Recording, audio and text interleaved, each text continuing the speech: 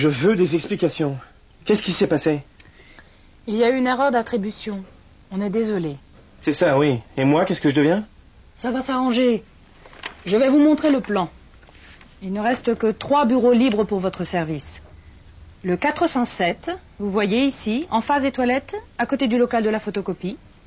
Évidemment, c'est un peu bruyant. Le 415, il est situé de l'autre côté du couloir. Il a une jolie vue, mais il est un peu petit. Un peu petit. 9 mètres carrés. C'est un placard à balai, oui. Et voici le dernier, le 422. Il fait 12 mètres carrés. Il est un peu sombre en hiver. Alors, je résume. J'ai le choix entre un lieu de passage, un placard à balai et des lampes allumées toute la journée. Je regrette, mais il n'y a que ces 3 possibilités. Alors, quel bureau choisissez-vous? Le placard à balai. Au moins, il y a une vue. Vous avez fait le bon choix.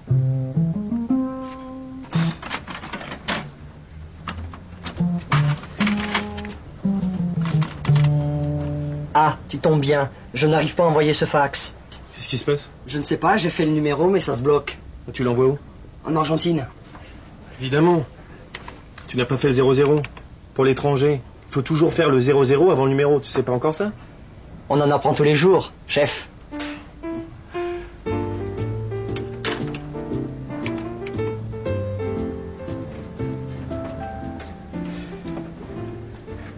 Tu veux pas une plante? Une plante? Mais oui, regarde. Tu mets cette chaise dans le coin, près de l'armoire, le lampadaire derrière la porte, et ma plante devant la fenêtre. Hein? Non? Bon, ben, si tu veux pas de ma plante, tu veux peut-être un petit coup de main? Ça, c'est une idée. Qu'est-ce que tu fais? Je suis en train de ranger, ça se voit pas?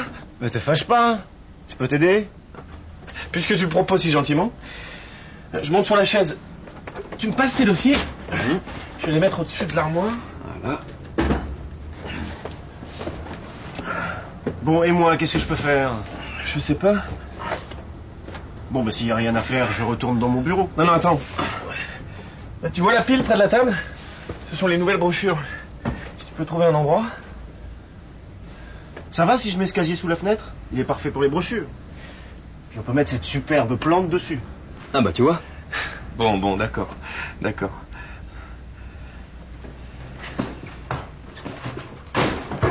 Ah, tu arrives bien. On est en train de faire un peu de rangement. Tu peux nous donner un coup de main?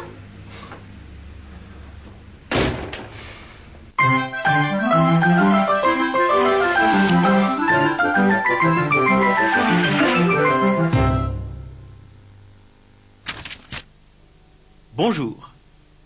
Aujourd'hui, intéressons-nous aux formes interrogatives obtenues par inversion du sujet et du verbe. Premier cas, le sujet est un pronom. Un collègue demande à Benoît: vous voulez une plante? Suivez la transformation. Le verbe vient en tête de la phrase et il est lié au pronom vous par un trait d'union. Voulez-vous une plante? Autre exemple, plus complexe. Quel bureau choisissez-vous? Suivez la transformation. Vous choisissez un bureau. Vous choisissez quel bureau? Quel bureau vous choisissez? Quel bureau choisissez-vous?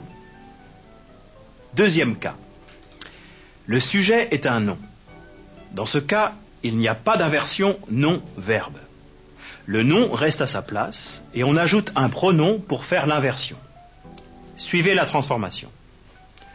Benoît veut une plante. Benoît veut quelle plante? Quelle plante Benoît veut-il? Il est un pronom de reprise. Prenons un autre exemple. Benoît choisit un bureau. Benoît choisit quel bureau? Quel bureau Benoît choisit-il? Un dernier exemple. Benoît monte sur la chaise. Benoît monte sur quoi? Sur quoi Benoît monte-t-il? Quand le verbe se termine par une voyelle, pensez à ajouter un T. À bientôt.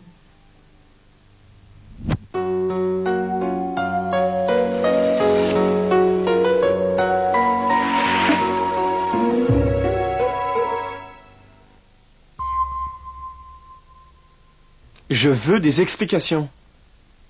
Mais qu'est-ce que ça veut dire? On n'a jamais vu ça.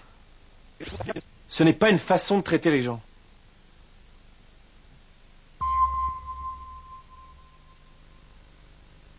Vous avez fait le bon choix. On ne peut pas mieux choisir. On ne peut pas choisir plus mal. C'est le meilleur choix. Ce n'est pas le meilleur choix. Vous avez tout à fait raison. Vous avez tort. Tu veux un coup de main? Puisque tu le proposes si gentiment. Je peux t'aider? Oui, avec plaisir. Tu as besoin d'aide? Oui, merci. On peut faire quelque chose pour toi? Certainement, merci.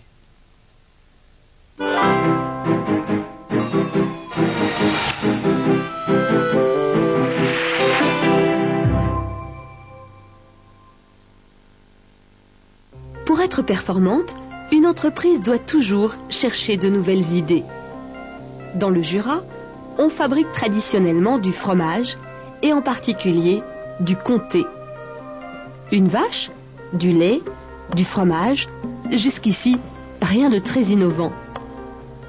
Même si l'équipement de cette fabrique est très moderne, ce n'est pas l'originalité de cette fromagerie.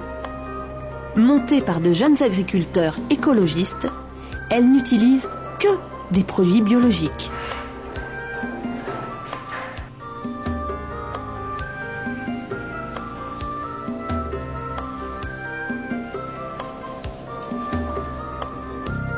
Des bijoux OUX, des cailloux. Apprendre en chantant, n'est-ce pas le rêve de tout collégien? Ce rêve est devenu une réalité grâce à l'entreprise de logiciels Ubisoft qui crée des programmes éducatifs originaux. Les créateurs ont moins de 30 ans. Ils n'hésitent pas à faire apprendre le théorème de Pythagore ou des règles d'orthographe sur le rythme syncopé du rap. N'a pas de H après le T, contrairement à hypothèse, il fallait bien le noter. Méphisto, une affaire qui marche. Qui marche, c'est normal pour une fabrique de chaussures. Mais pas n'importe quelle chaussure. Toutes les innovations technologiques sont concentrées dans ces chaussures fabriquées en grande partie à la main dans cette usine de Lorraine. De nombreuses personnalités, et non des moindres, Margaret Thatcher, Helmut Kohl et Robert Redford, ont confié leurs pieds sensibles au confort de ces semelles. Le pape lui-même, dit-on, se chausse en Méphisto.